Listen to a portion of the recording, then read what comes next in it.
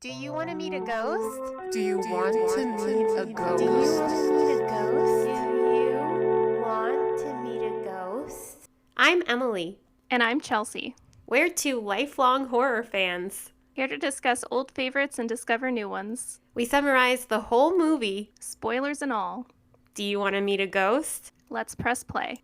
So today, we are discussing the movie Altered States, 1980 by Ken Russell. I discovered this actually came out on Christmas Day, 1980.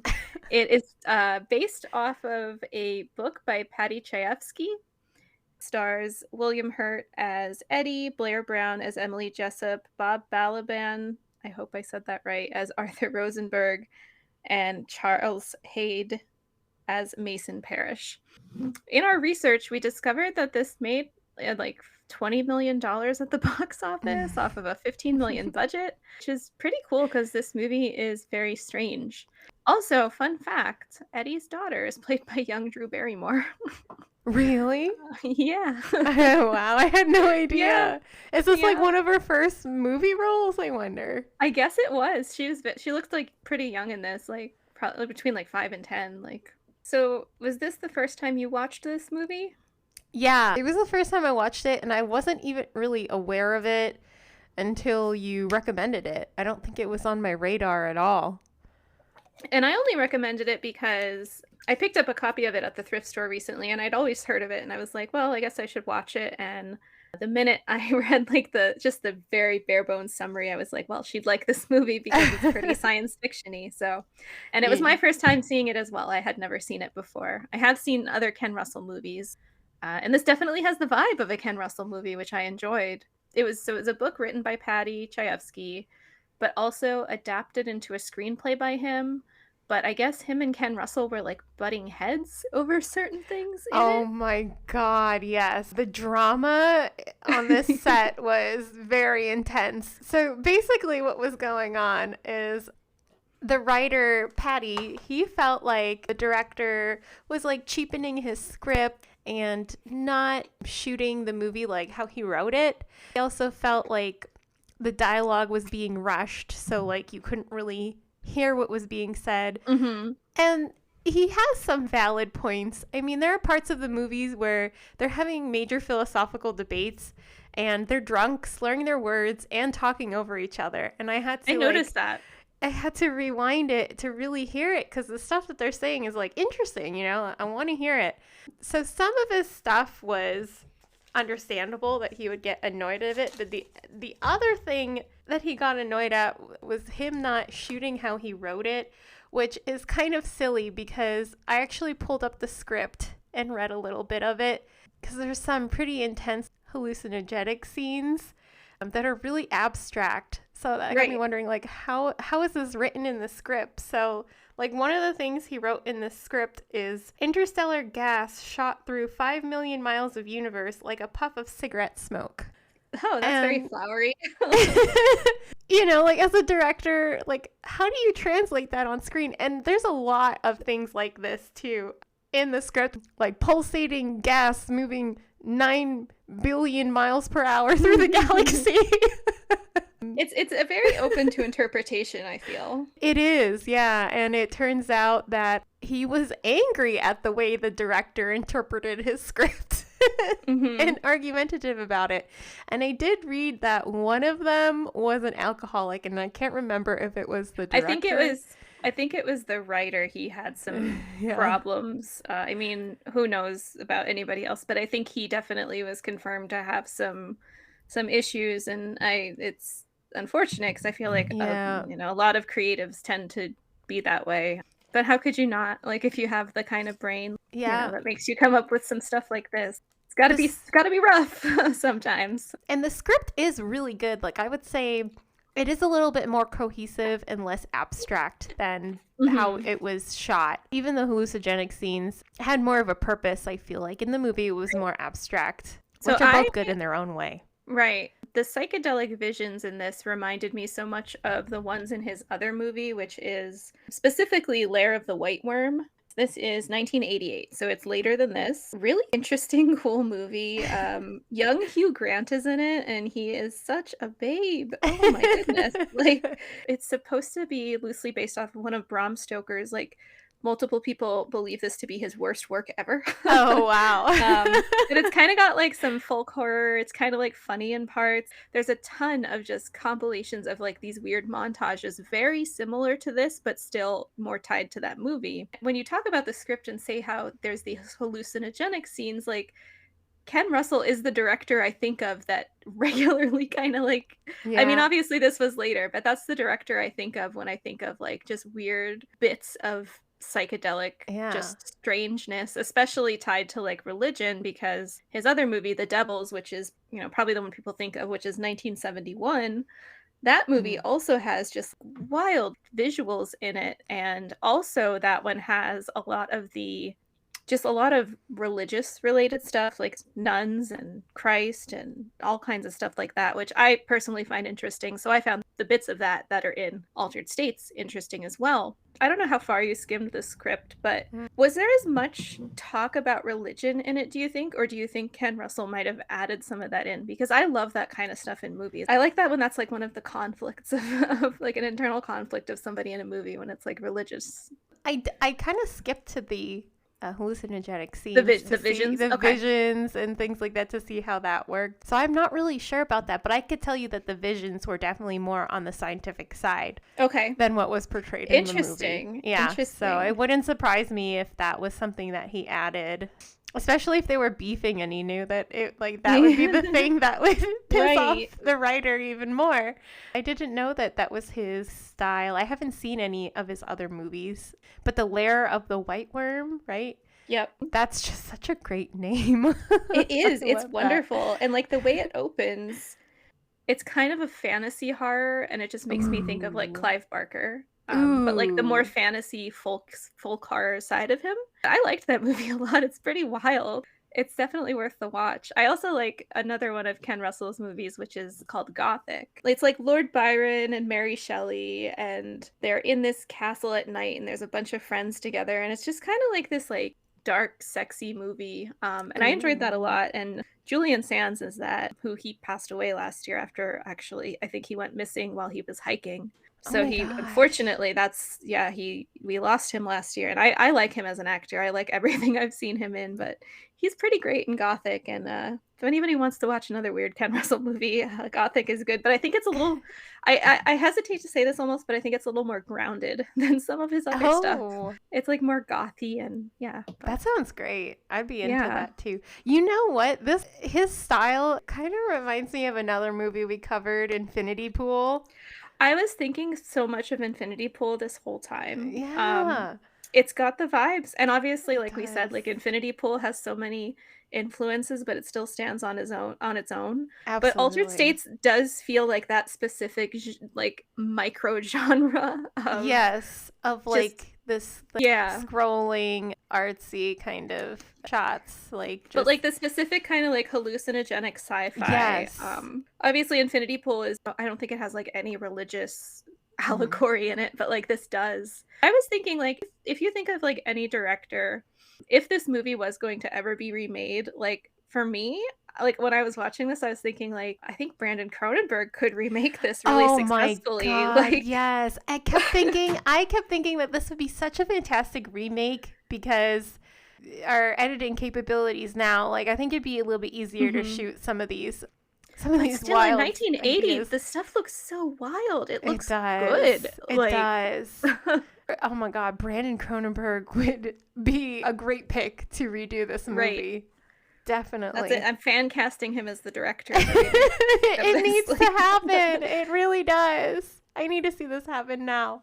Do you have anything else before we go into the summary? Taking it, like, I don't want to rip off of Infinity Pool completely, but who is the Skarsgård guy in Infinity Pool again? What was his name? Alexander? Alexander Skarsgård, he kind of looks like the main guy, like, in this movie. Oh my god, like William Hurt. You know what? They're both very tall with blonde hair, and Alexander Skarsgård's so good at playing a dickhead. Like, yeah. I mean, he's a good actor in general. He's pretty pathetic in Infinity Pool, but he plays a real good dickhead when he wants to. Like, yeah. I feel like he could totally be this could pull guy. off an Eddie. He really could. Oh my gosh. All right. Well, I guess I will start with our summary here. So when we start the movie, we see this kind of room with this water tank with a window. There's a man in like a diving suit with like a belt, a bell-shaped helmet. Another scientist observes him. I think he's like taking his vitals and kind of just making notes. There's like some machines like running his vitals. He decides like he's done. He wants to come out. He wants to look at the recordings because he kind of went into a hallucinogenic state and doesn't really remember too much that happened. He describes it as like, the line he says, he goes, "I hallucinated like a son of a bitch."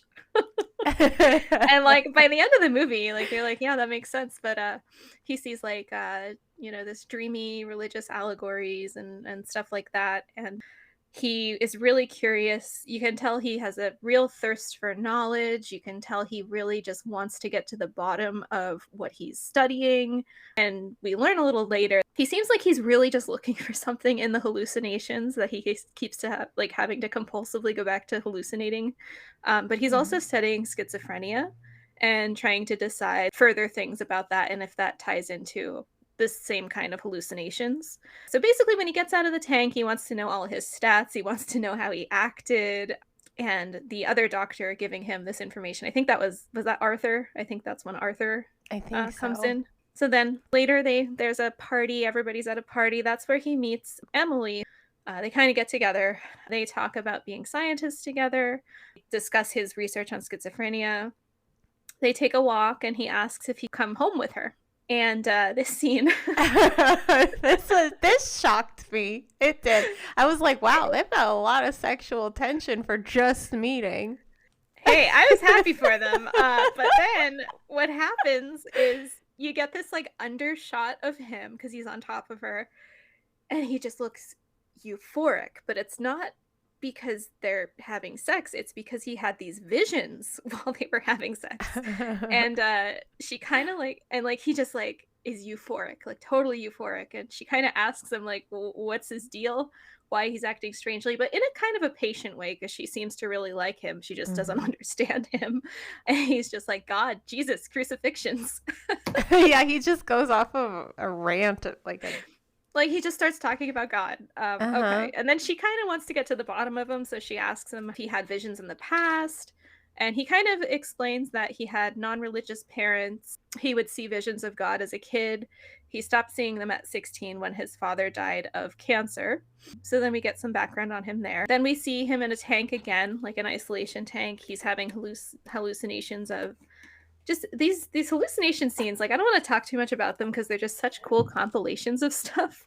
So like this one's kind of like, sky, clouds, lava, a man in a hospital room who we can assume is his father, Bibles, a multi-eyed, I guess, sheep or goat, Christ on a crucifix, all kind of stuff like that. And like when we first started seeing these hallucinations, that's when I was like, yeah, this feels very Ken Russell. Then he kind of comes out of that. I think he talks about like there's like a goat sacrifice in the hallucination. And then we kind of progress a little bit more. There's a girl being studied in the lab who I guess we assume is schizophrenic.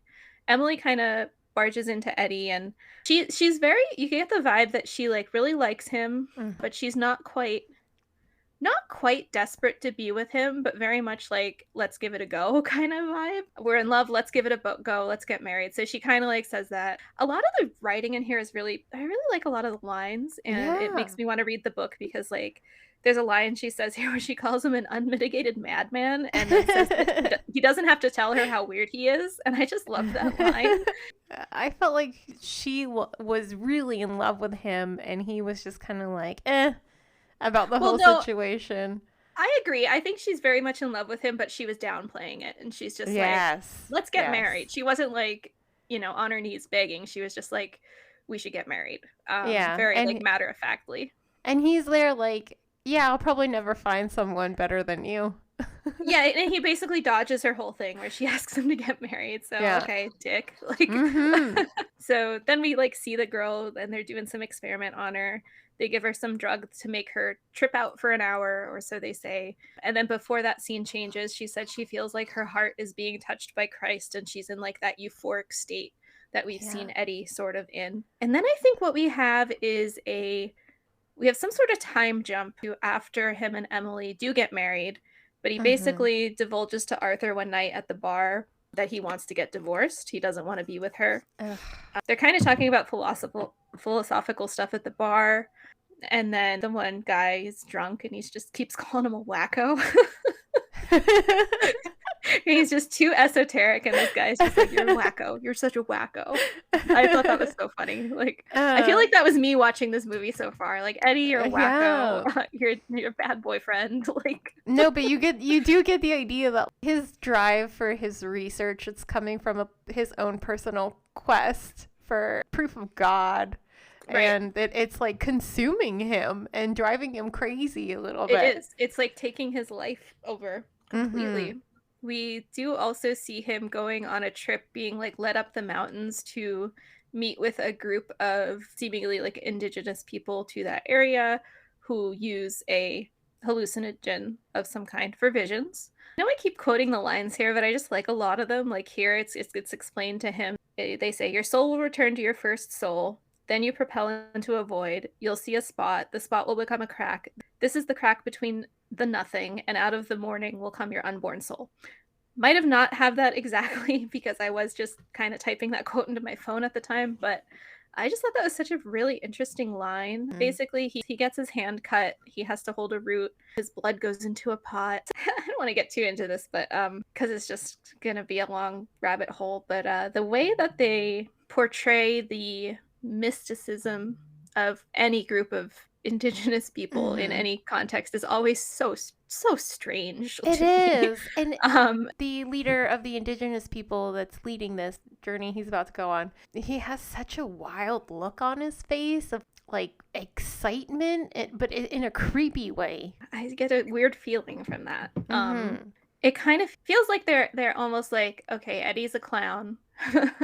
Yeah. You know, he's kind of a clown. We're gonna do this, but what a wacko, basically. Like, you kind of get that vibe. But, it's a rightful vibe. Absolutely. I mean, he is.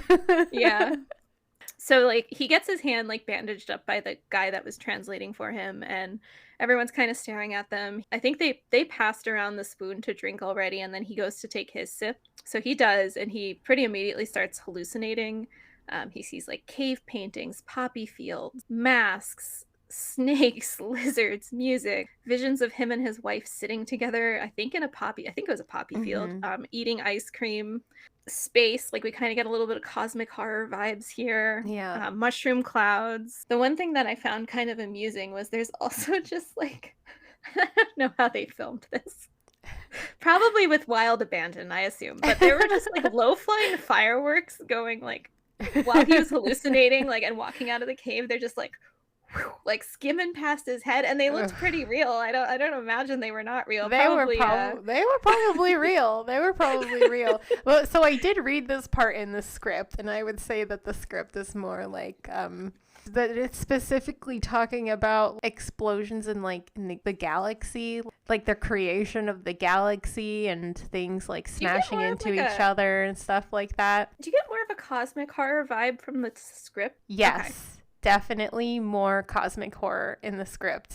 That's interesting. It kind of feels like the movie replaced the cosmic horror with like religious stuff, and I mean I like both, but yeah, it ended up being kind of a mixture of both, but I think it ended up leaning more towards the cosmic horror. Right. But there was this scene, that quote that you said, that awesome quote when the shaman is like describing what kind of journey he's gonna go on, and he's describing like it starts with like a crack of light, and then there's this scene where they're walking into the cave and it's just like their silhouettes. Yes. Like, oh my god. Yep. Silhouettes in this like crevice of the light shining into the cave. And it's such a great shot. And they do end up using that again in some of the hallucination scenes in the future. That shot combined with what he said really gripped me. Where I'm like, oh, this is going to be good. I don't know what's going to happen, but let's go. I liked that. And then the weird part, like the end of this vision is he sees, I believe this is a Komodo dragon. Is that what we think this is? It's a massive lizard. It's a huge lizard. I think so, yeah. I think that's what it is. Maybe. I could be wrong. Then he like sees his wife in his hallucination naked, sitting, I forget what the yoga pose is, but like her legs are out flat, her arms are up. She's almost sitting like a lizard or like she's imitating the lizard that he's seeing. And she's just sitting there still, and he's just like watching her, and eventually like sand and dust blows and turns them to stone. His vision ends. And I do want to note here, if you're watching this movie, which this is probably too late for a warning, I'm pretty sure the lizard there is a real dead lizard. Oh, so no. It's got its guts everywhere. So it kind of bumps me out when I watch old. You never know when something like that's going to sneak up on you in old movies like this, because there weren't really like any rules. Yeah. I don't want to say there weren't rules, but like you're right. When I see, it's not like modern day. Yeah, when I see animals in an old horror movie, I'm like, yeah. You see an animal getting hurt, and you're like, is this real? I hope not. Yeah, so we don't see the lizard dying, but we see a really gnarly shot of like just its guts out. Because apparently, I guess they accused him of killing it. The guide he was with said he like went outside and screamed. So we're led to believe that in his vision he like killed the lizard, which is interesting because the lizard was like his wife in the vision. So the doctor wants to take the mixture of those like hallucinogens back. And then I think they go to the lab again, and then he's having more visions. These visions are like hell, lava, like I think there's like people like climbing on each other, crucifixes, naked people, moons, yes, like very much like very hell like people jumping off cliffs into hell, like oh man, that was a great hellscape that they did. Yes, I really liked that. So creepy and weird. It kind of reminds me of the house that Jack built. Oh, I need to finish watching that. I never finished watching that. Oh yeah, you do. That's a good one. I hope I didn't spoil anything for you. Crap. No. Okay. That's okay. So the doctor's being studied. He basically says, I'm no longer being observed. I'm one of them. I'm killing and eating a goat. And they ask him if he's okay, and he's like in that euphoric state again, and he's just like beautiful. Yeah, and he's in the deprivation tank. Yeah, the sensory deprivation tank. Yeah, hear him. So they kind of lose contact for a while. But like when they lost, I guess they're still monitoring him, so they know he didn't die. But like, they lost contact a while ago. Like I think they said hours. Yeah, and he starts just like, okay. He makes like weird growling kind of noises. I don't know. So they open the lid to see him, and he's just like shaking. He's pale white. He's got blood all over his mouth. They see that he's in shock. But he also can't talk, and he's just like gesturing madly. He wants them to get him paper so he can write things down. So he starts like ripping the sensors off of him, and he demands that, like, you know, he wants a blood test. He wants his cheek swabbed. He wants pictures of his neck, and he says it's before I reconstitute. So then that other doctor they're with, which I believe his name is Mason, he's really just button heads with Eddie. He just says, like, you know, stop talking shit, that wasn't real. Eddie said his hallucination like externalized, it became real. And he like calls him a sick dude, he calls him a dumb son of a bitch. Yeah, Mason is like all kind of names. He's very skeptical of supernatural things occurring. The doctor goes to get an x-ray for Eddie, and then Mason goes to the furnace in the basement and throws the bloody cloth in it that they used to wipe his mouth. And I don't think Eddie noticed the bloody cloth. They kind of like wipe it and throw it away because I think they realize that it's not his blood, or they suspect it might not be his blood, or they might not want him to think it's not his blood, or whatever reason, but they didn't want him to see that his face was bloody, so they destroy that evidence. And it's pretty much implied that, like, you know, he has the blood because he ate a goat or whatever. Yeah. They suspect he has a seizure. He can finally talk again. He kind of gets his voice back.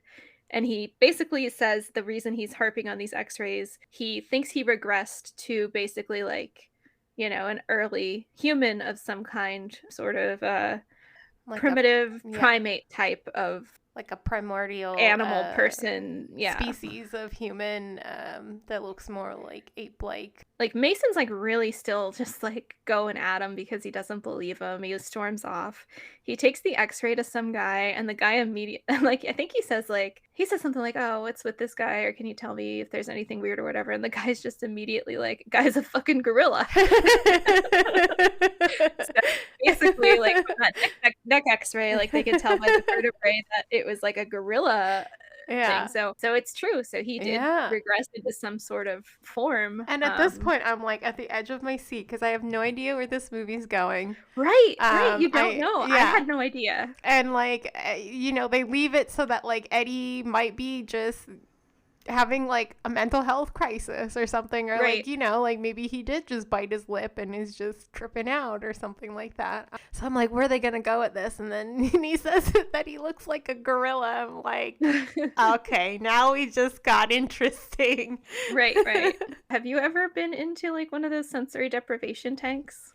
No, I've never been, but I would definitely want to go into one and see how I feel and stuff like that. I did do one like You did?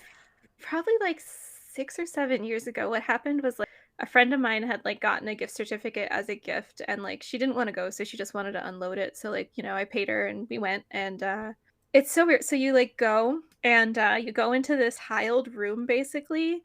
And in that tiled room, there's like a toilet, I think there's a shower, and then the tank's in the middle. And you basically get like locked in because you're on a timer. You get like an hour in there or whatever. So you just like climb in the tank. You can go in naked if you want. Like they kind of encourage that if you want to go in naked. I did not. I wore a swimsuit. I don't know why. I just wanted to. Mm-hmm. This was the kind that has this, it has so much salt in that you just naturally float. So it really was like being weightless. So you're in the water, you have enough room to stretch out your arms and legs, and you really do just have no vision, no hearing, and just that like body temperature water around you. So it's a really weird feeling of like nothingness. Wow. And I enjoyed it, but like I think I do have trouble sitting with my thoughts because like I don't often sit with my thoughts. Like I sleep pretty well, so when I go to bed at night, I just like fall asleep. I don't, think about anything. So in this tank, I had to sit there alone with my brain. So I kind of just like, just soaked up the experience. And then all of a sudden, like my time wasn't up and it wasn't close to being up. I think I was in there for like 30 minutes. I started getting really paranoid. So Like, was it paranoid? Was it like a Specifically. time like you couldn't comprehend how much time had passed kind of thing? No, I kind of had a good idea. I mean, I not a solid idea, but like, I don't think I was like unaware of time. But basically, I started getting paranoid specifically that there were going to be spiders falling on my face for some reason. What? Oh no. So my sensory deprivation tank experience was like neutral, fine, until I started getting paranoid for no reason at all that there were going to be spiders on my face. And I don't typically think about something like that, but I don't know. They do say that you can have some kind of vision and whatever in the sensory deprivation tank. Obviously, that was just my anxiety being completely irrational, which I don't know. I feel like it's usually kind of rational. Like, I know there's not spiders in the tank falling on my face, but I thought there were going to be. So I reached up and I touched my face, and it burned so damn badly because it has so much salt in the water. Yeah. Oh So like no. imagine like ocean water multiplied by like 15. So I couldn't get back into the experience after that because I had gotten water on my face. It went in my eye. I couldn't see. I had to get out and get my towel. And I was just like, I'm not going back in. Oh no. So like I came out early and I no. felt like the guy at the desk was kind of judging me. And I kind of told him like that briefly. I was just like, yeah, I mean, it was fine. And then I just felt really weird and got paranoid. And he almost seemed insulted that I said that. Like he was like, Or, this like- was supposed to be a relaxing experience and you're doing it wrong.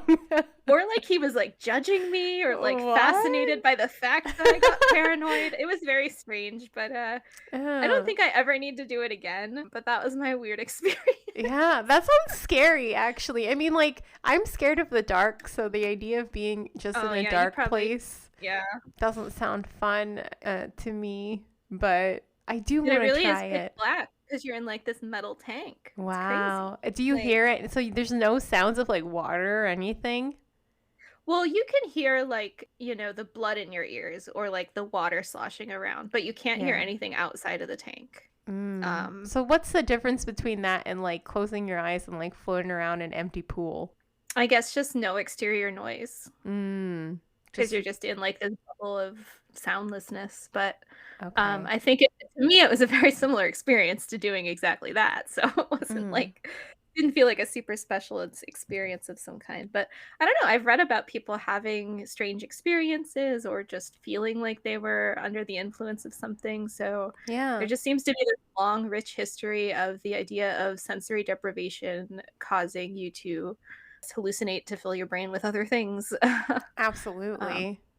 yeah, so that was my rabbit hole about the the sensory and it's so weird because I feel like 7, 8 years ago, they were very popular, like, they were something people wanted to do, and now it's like all the businesses that were just sensory deprivation tanks are probably closed, but I don't know. Is it popular anymore? But actually, when I was doing research on the guy who invented sensory deprivation tank, some of his research and other things, he worked with the US government. Like, for example, he also researched the effects of high altitude on the Okay. brain for like Oh, World wow. War II purposes. So as he was researching the deprivation tank effects on humans, he was also thinking like, how can I pitch this to the US government to get funded for research, more research? And so his thing was like, this could be used, deprivation tanks could be used as a tool to create like a control slave kind of Mm, soldier where like you could like okay. program someone to kind of do what you want, like think 11 from Stranger Okay. Things, where like it would like your mind would become a blank slate and then someone could go in and like tell you what to do and you would just Okay. do it blindly. Mind control. That's how he was trying to spin Hmm. it. I was like, oof, it's a little dark there. I mean, it's a scary thought. Scary Yeah. thought. So the next thing that happens is like Eddie's like clearly cheating on his wife. He's in bed with one of his students, and he wakes up in the middle of the night. His skin's bubbling and like Mm. buckling, and his stomach just starts like wildly writhing. Ugh. This was like a very, very body horror feeling Yes. scene. He goes to the bathroom. He starts yelling. He's hallucinating again. He hallucinates like hell and lava. He tells the student, he's like, "Oh, I'm going downstairs to make some notes." So he goes down to make some notes, and his arms are just still bubbling. And then he just like laughs. And again, he's just loving that he's hallucinating. He goes to the airport to pick up his wife because his wife had been on a trip. She was to a trip to, I think she said Nigeria, if I'm not mistaken. She like studied some Mm. baboons and gazelles. She watched baboons kill a gazelle, which is like, obviously that parallels him being saying he's regressing into like a primate type being, and then he killed a goat and ate it or whatever he said. And she's really interested about the nonverbal communication between the baboons and the other apes on her trip. She said that she was concerned about Eddie because Mason wrote her and basically said that he was taking the drugs. He had a weird like abnormality in his body. He suspected he had leukemia. And Eddie's like, "No, I'm not sick. I'm fine. I don't have leukemia." And then he wants to listen to the baboon calls she recorded. And he kind of explains to her how he regressed to a primate. He wants to try again in the tank. And I think when he's telling her this, he's like almost manic. He's like very like animated and euphoric and excited. And she just thinks he's lost it. Then he does go to the tank. He gets hooked up to the machines. Emily gets a call from Mason. They think he's like on the verge of a breakdown. When he's in the tank, I think he's there alone. I don't think anybody's there Mm-hmm. with him, right? Yeah, So, yep. At this point, they think it's like an unhealthy obsession with him. And right. even though they have some type of proof that his body went through changes, they don't want to accept it. So I think we hear some noises from the tank, and then all of a sudden, this like hairy chimpanzee hand pushes the door open.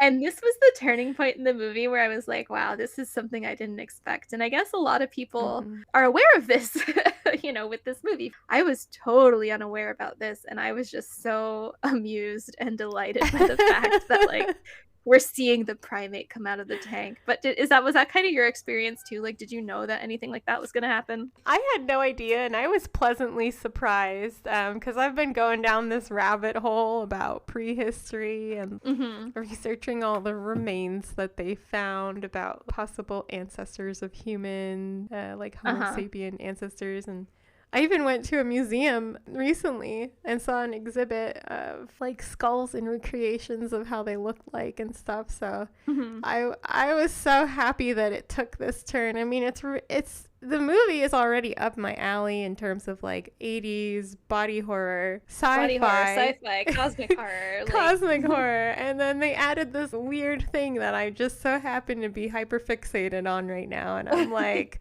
love it. Oh yes, this is really good. I'm very happy with this. And just watching him run around doing like ape man shenanigans, it's just funny. Oh my god. This part, yeah, like I'm sorry I thought this was so funny, but it was so I laughed when I laughed, but I'm also terrified because he scares me. But so the janitor, I guess, hears some noise, so he goes to the hallway. The way the lab is laid out is there's the room with the tank, and then that opens a door, and then there's a research study room, and then there's the hallway. So the janitor comes in through the hall, goes in through the room, opens the door, the room with the tank, and then there's just this primate man that does this like scream and jumps and kicks him down the stairs. Yeah. But he does like this battle yell, and I don't know why, but I just thought that was just so unexpected. And like the noise is funny. I'm sorry, the noise is hilarious. So yeah, so he attacks the janitor. He's running loose in the basement. He like ends up in the boiler room. More security guards. The janitor, I think, gets the security guards. They're walking around trying to club it, but seems to beat the guy to death. I don't know if he really made it or survived, but he beats him with a stick, knocks the janitor over, and then he runs outside, almost gets hit by a car, which and then seems confused by the car. And then there's like wild dogs. What I also thought was really funny was William Hurt that plays Eddie. He seems to be pretty tall. I didn't look up his height, but the guy in the hair, I guess it's like prosthetic hair, like it looks amazing. He's like super small and compact and like very flexible and very good at all these stunts he's doing. Yes, very athletic. Yes. But he's like a tiny guy. Yeah. compared to the other guy. It reminds me of like a little cartoon of like a primordial human just like up to shenanigans running around bouncing off the walls. Like I know this wasn't supposed to be funny, but I was dying. Like, and then when he whacks the guy with the stick, I'm just like, oh my god, like he gave him a big boink. I was like, woof. Yeah, like a cartoon. Yeah. Like the one shot outside, like when he runs out to the car, there's actually like a really cool one shot take that's pretty long. Not super long, but longer than a normal take, where he's like eyeing up these stray dogs, maybe to eat them. But then the dogs start chasing him. They chase him up a wall. He runs up the wall, flips in over the fence, and then all of a sudden he's in a rhinoceros exhibit at a zoo. Which I also loved. Yeah. It's just so absurd, and I loved it. Very absurd. You get this like wild, serious, dark movie that has some fucked up shit in it, and then you just have this part where this guy's just running around the city, ends up at the zoo. I also was thinking about how like the guy kind of scared me a little bit. One thing that scared me as a kid in movies was I didn't like Jumanji when the kid starts turning into the monkey thing. Oh yeah. And like I feel like Teen Wolf also kind of really weirded me out as a kid because I don't know, there's something with the makeup. Oh, I just don't like it. And so I was thinking like this movie would have just like ended me. Oh no. Yeah, you would have been done. You wouldn't have been able to sleep for sure. I would have been done. Like forget Freddy Krueger, like this is the movie that would have done me in. Like So we're like, so did werewolf movies get to you too when you were younger? Not specifically that, but just I guess like the human combination of like a human turning into an animal. Like I guess just a human just not being right. Like reverse not being evolution. a regular human. Yeah. Like that is I don't know why I just was not a fan of that as a kid. Which is funny because I really like body horror stuff, but like Man, the idea of any kind of body horror stuff as a kid, oh no. It's not Michael Myers chasing somebody. It's not Leatherface with the chainsaw. For me, it's just something about that just not being normal that I just don't like. But obviously to an extreme degree. Like, this guy's skin's bubbling everywhere and his skin looks like it's gonna explode, and then he's a monkey. So he's like walking around the rhino exhibit, then he like flips into an elephant exhibit, he starts drinking the water, he's like heckling the elephants. He wants to eat some raw meat from the tiger exhibit, but he doesn't get it. I think the tiger like snatches it back. And then he sees the field of gazelles, which this was a lot of gazelles. It looked like it was like 50 or 60 gazelles. So he wants to go get them because he's hungry. He wants to eat them. And then he gets zapped on the electric fence, like completely just zapped. But then he figures he'll climb the tree and then jump in. So he climbs the tree and jumps in. He does kill and eat a gazelle. And then we kind of see a car approaching with headlights on, probably a security guard or a cop. He sees the dead gazelle, and then the doctor is just stark naked, face down, passed out by the water pond in the gazelle exhibit. He does get arrested and taken to jail, but he gets out and he goes home with his wife, and he's still in that state of just utter euphoria. And he's like cheerful at home. It's like kind of like unhinged.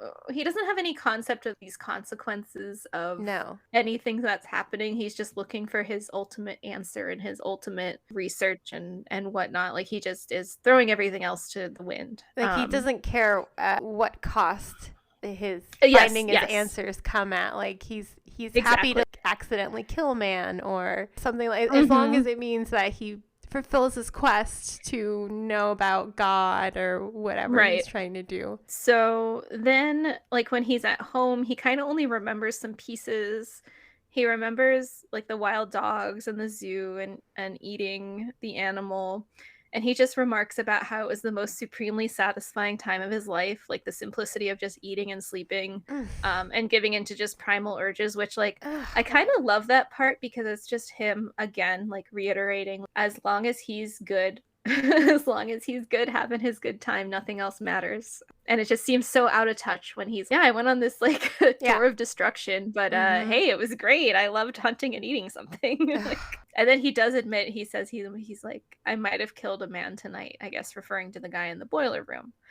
Then when he meets with Mason asks him if he brought an ape, because Mason doesn't believe that he transformed into anything. Then Emily does some kind of her own research. When she's alone, she looks at the x-rays. She listened to his tape where he says he's like eating a goat. She dreams of the primitive man like running through the streets with the dogs. And then it kind of clicks for her, and then suddenly she believes it. But she doesn't want him to do the experiment again. She thinks he's like actually causing genetic damage to himself. And then later they do agree to let him go in the tank again, but I think they have like a camera on his face this time.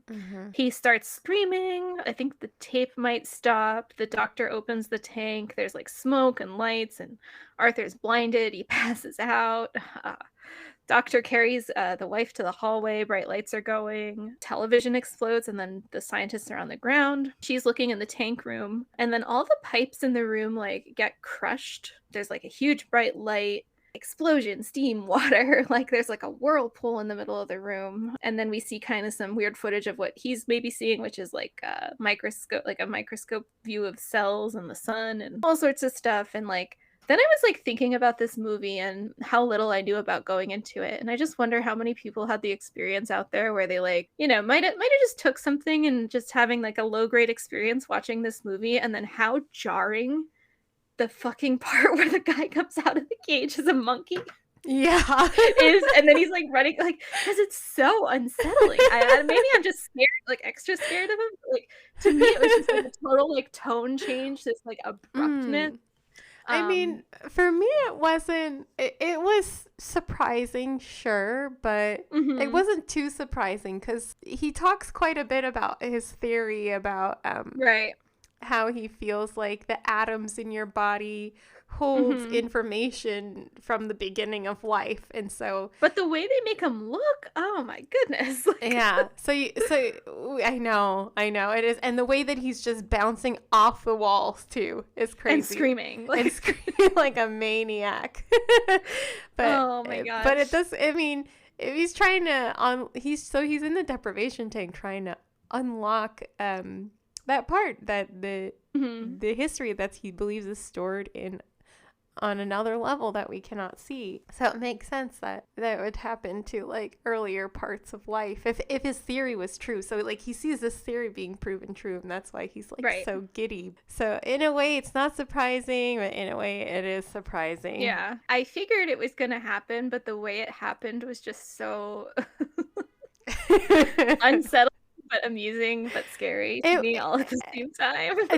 Would you say it's a little bit campy? Almost. Like, it's just so, to me, it's just so nonsensical, but in a good way. Like, I liked it. Like, but then I was wondering, like, is that the scene that did this guy in? Like, that author of the book? Like, I don't know what's in the book, but like, was this the scene that really just sent him, like... Yeah, one of his complaints is that it was too campy. He made it too campy. Okay. Yeah. But I mean, it's like, that's the style of the time. Like the movie from the 80s, there's a little bit of camp in everything, I think. Right, I agree. So the next thing we see, like, she's holding his head, she pulls him out of the water, they're soaking wet, the scientists come to, they take him home, monitor his vitals. Mason tells Emily he'll probably sleep for a few days, and then she's kind of having this conflict again where, you know, she's like, why am I in love with this guy? Out of all the people I could love, like, why is it him? And then Mason says, is it Mason or Arthur that says this? One of them say specifically, this is the line, they said, what happened tonight was Eddie's idea of love. That was consummation. He got it off with God. And I just want to say I love when movies just are just weird with religion like that. Yeah. I adored that line, like, because it's true, and like that's what Eddie's looking for. He's looking for fulfillment that he can't get on Earth. Basically, he's looking for confirmation. And so Emily starts going into shock. Arthur and Mason are fighting about what happens. Arthur said he can't go to sleep for a year. This is the point where Arthur's kind of like more accepting of it, right? But Mason is kind of, but not quite. He still like wants to like study it. I don't know. Then we kind of leave off with them. Emily wakes up with Eddie. The phone rings. Arthur was calling to check on him, and she's just kind of like shushes him away. She's like, it's, you know, everything's fine. Let me just be with him now. And Eddie's like final revelation with it is like he experienced the terror, and the only thing that keeps it from devouring him is her. Then they kind of go in the hallway, and his skin starts crawling and bubbling again, and he turns into this like weird deformed version of himself, like very, you know, very like rubber suit strangeness there. And she turns into this silhouette of like cracking lava, which this looked really good for 1980, I felt. Yes. And then she's screaming at this point. She's in agony. Absolute agony. But she's not saying words. She's screaming, and he keeps trying to like snap himself out of it. He eventually does, and then when he touches her, they kind of like disappear for a second in a burst of light, and then she's a real person again, and she's like on the floor, and they're embracing. I think I have a little bit of a problem with the inconsistency of, you know, he cheated on his wife, did all this stuff, and then finally is like, oh, but you're so important to me, you still like make this real. And that could be his own narcissism talking, I guess. Yeah. But Emily has much more of a patient love for him than he does for her, which maybe she grounds him, but he's still not thankful for it in my eyes. Yeah. But to this point, he seemed kind of like one foot out the door in their relationship. Exactly. And when they ask him, like, why are you guys getting a divorce? He says it's because he doesn't want to focus his time on his family and his wife. He wants to focus his time on doing like, groundbreaking research. He puts his work above everything else. And in that moment, he realizes that God's not real. Like, there's nothing. He was looking for God in his research, and what he found was just horror. And he kind of realizes that since there's no God, like, the only point he sees the true horror of life, then he really values love at that point. He values having love in his life and being loved and recognizes that it's like a very special thing. He kind of comes off his high horse. Yes, he does. A little bit. And like, which is something that Emily has been trying to convince him of, basically, their whole relationship. Because they do have philosophical arguments about life, and she's kind of like, life is worth living because of the people that we get to love and experience, that we get to experience love with someone else. And he's just like, no way. You're wrong. Yeah. But he kind of realizes she's right at the end. After you've been through such an intense horror, you probably want someone to be with like Right. for comfort after that. Right. I was also just kind of thinking, like, with some of the lines about God in this, I was thinking a little bit about Hannibal and Silence of the Lambs and Red Dragon and all of that, because in the Hannibal TV show, and some of these lines are pulled from the books, not all of them, I think. Some of them are written for the show. But there's kind of this, there's not a huge religious overtone, but there's this little bit of, just a little Hannibal. This is Mads Mikkelsen's Hannibal from the TV show, but he talks about God sometimes. And just basically, like, Hannibal is this murderer that kind of believes he's above anything on earth, more or less. But, like, there's a couple lines he says, like, killing must feel good to God too, or something like that. And then I don't know, there's just like this like religious reference in his story. That's a conflict that really interests me, is when people are, especially when it's kind of under the lens of power, how this kind of is, how Eddie is kind of like manic and powerful, but also how Hannibal is powerful in his way where he murders people. And then just how that battle and narcissism kind of ties in with like the idea of a higher power. So I don't know. I just love when that stuff is explored in movies, and I kind of almost wish it was explored more here. Yeah. You're right about that. So like interesting. A lot of times with the narcissism, it does go hand in hand with delusions of having God level power or control or something like that. And I find it interesting because I think schizophrenia is, and it depends where you are in the world, or so I've read, because people's hallucinations are tailored to where they're from and what they believe in. But if you take something like America, where most people are either Christian of some kind or just, familiar with it, a lot of the delusions will surround that because of just the person's experiences. And I felt like this movie didn't really explore that in a way that I found. The movie ended up definitely being more about man-made hallucination than someone's like organic hallucinations, I guess I'm trying to say. But I don't know, either way they tie in the religion with it, and I just find that so fascinating. I know I said that 10 times. No, you're right. It was really interesting how it was executed, the themes that they use, the balance of science and God and love.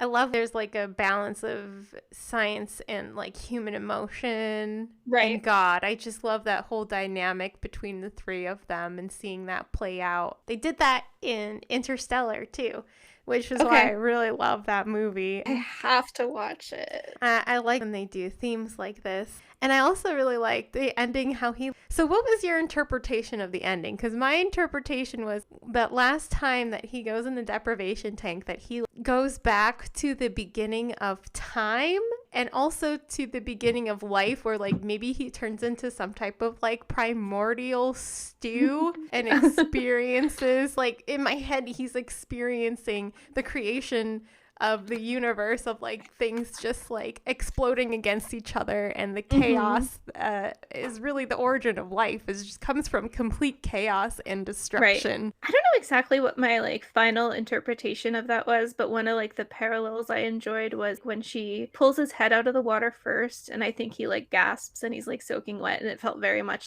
like a birth or a rebirth, because it was like his first breath after coming up from underwater. So I thought that was kind of interesting, not too heavy-handed. But that could almost be like a biblical thing too, like a whole like getting baptized thing. Oh yes, that makes so much sense too. So when I read the script, I did read the script for this last part, and it was supposed to be like a geyser erupting. The water was supposed to be very hot. But they could only do a whirlpool. Yes, like a lava or rock spewing from the earth, hot rocks and lava and stuff. So I guess it was like they were trying to go for like the creation of earth, the creation of life, all those forces at work. I was just going to ask, like, I know this hits on your interest, science fiction. What did this hit on for you so much that you were like, wow, I really love this? I like to write down keywords like when I watch movies. So for this one, I have body horror, sci-fi, creation, God, and love. Just the joining of science and the human experience. And love and God. I like those three things. And then also the body horror, sci-fi aspect of it, and this dive I'm doing into prehistory too, and creation, like the science of creation. I love that they dug into that for this, because it is kind of horrific if you think about it. I tell you this theory I have that like everything's just things bumping into each other. Yes, you have, actually. I can't remember when you told me that, but I do remember you talking about that. So I feel like it spoke to you on that level. It did. It did. Like, just the sheer chaos of it, I think. Mm-hmm. Chaos that it makes sense in a way. And that's what got to me. And also, I loved doing research on the neuroscientist that was the inspiration of the book and the movie. So let me talk to you about this guy for a second, because he's just such a character. So his name is John C. Lilly, and most of his research was done in the 1950s. I had mentioned before that he worked on the effects of high elevation on the brain for the government for, I think it was World War II. Also, he studied interspecies communications. He studied that with dolphins. So he worked very closely with dolphins. Okay. It seemed like he probably really liked dolphins too. And then he invented the deprivation tank. And he also experimented with LSD. So he would take LSD and go into the deprivation tank. And he invented the deprivation tank for the purpose of understanding like human consciousness. And he was hoping when he took LSD, he would unlock some other part of human consciousness that we're not able to see or understand. So one of the first times he tripped on LSD in the deprivation tank, he said that he traveled through the brain watching the neurons and their activities, which is like a really nerdy thing to hallucinate when you're on LSD. And I tried really hard to find copies of his studies, but I couldn't find any. I think they're kind of hard to find, but I'd be very curious to see what else happened. And he also took LSD with dolphins.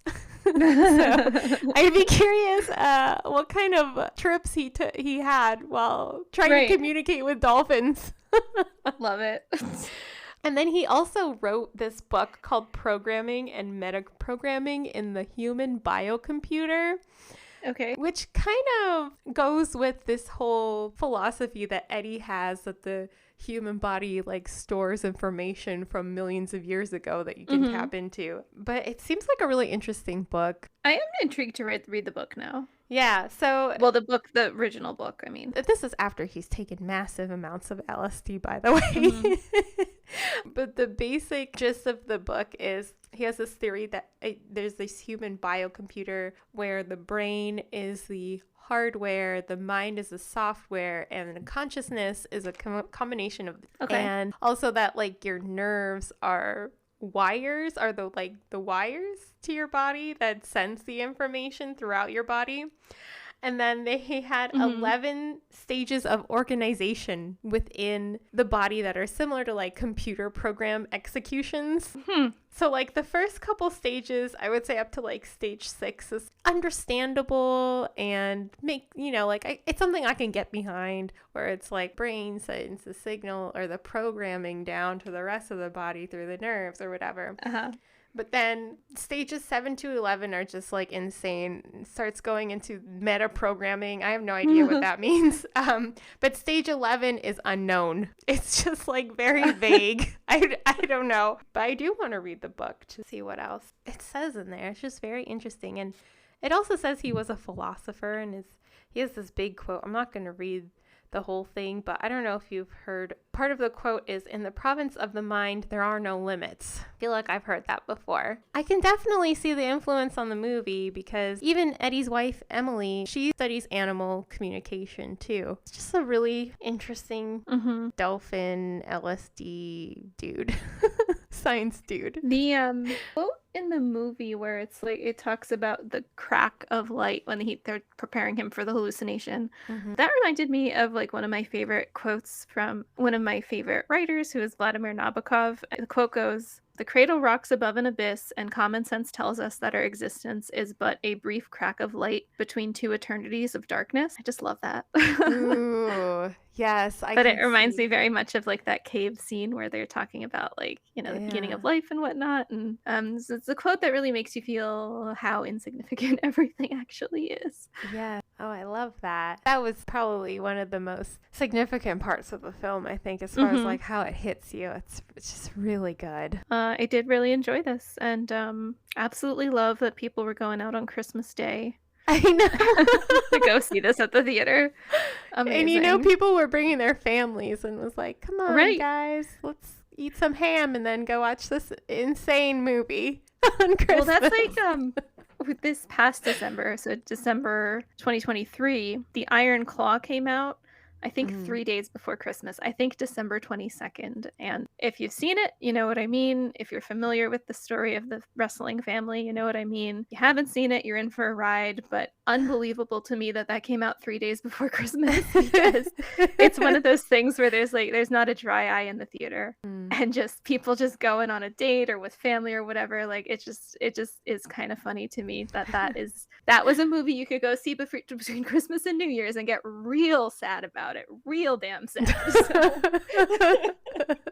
No bonding experience like crying with the family over the holidays. Exactly. Just a wild movie to see around Christmas. Yeah.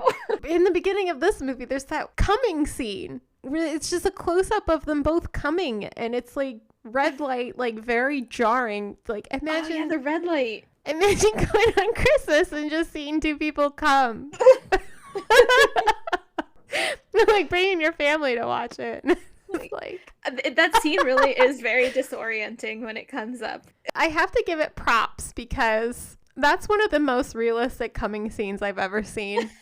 And I put that in my notes. Love that that's in your notes. I was impressed by it because, listen, it's hard to act having an orgasm. It is. I haven't seen people do a good job of it so far, but they did a good job. They really did. Because it's like, it should be a little bit goofy. And this one was a little bit goofy. And his is just so wild too, because like it's not even really circled around like his partner. It's him thinking about Jesus on the crucifix. Like, yeah, come on, guy. Yeah, he has like a very intense look on his face. I like how she's like unsettled by it, but like still not enough that she's like, "What the hell is your problem?" By at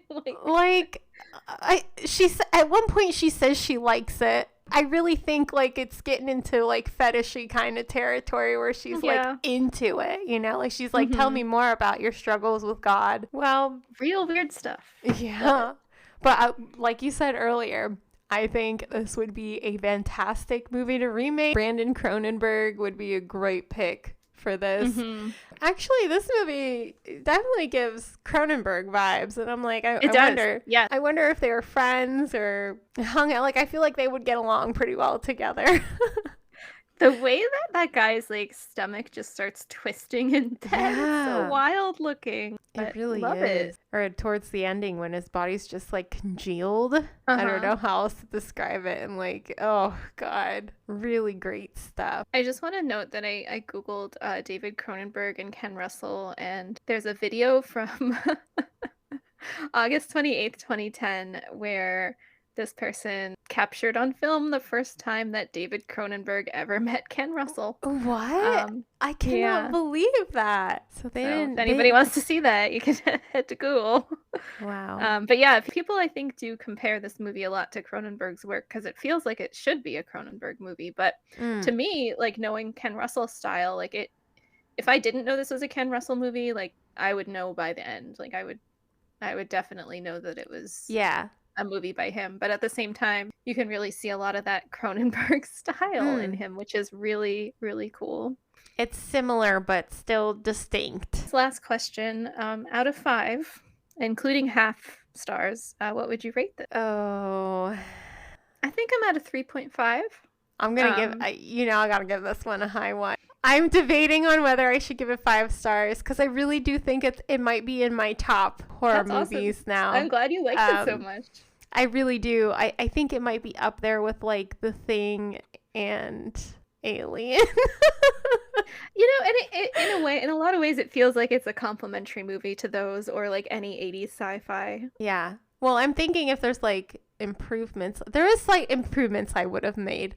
Like, I think some of the things the writer was upset about was and like I could see a couple issues with it. I would like to do so. I'm gonna give it like a 4.5. I guess mine is like I like sci-fi, but it's not like my favorite. And I rate, okay, sorry. I don't rate off technicalities. I mostly rate how much I liked something. So I feel like sci-fi is not my 100% main thing. But one thing I did like, the standout thing to me in this movie was a lot of the dialogue and just how like intricate a lot of it was. And I'm a sucker for just really strange, intricate dialogue where the characters kind of talk. It doesn't matter if they talk in an unrealistic way to me. Like I just like when it's weird.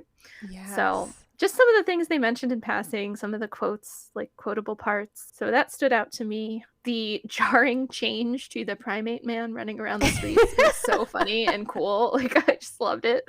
And terrifying, as I mentioned. Yeah, there is a lot to like. I mean, I would definitely recommend this to anybody who is a, body horror, cosmic horror, sci-fi watcher, whatever, anything like that. You'll definitely be into this movie if you haven't already seen it.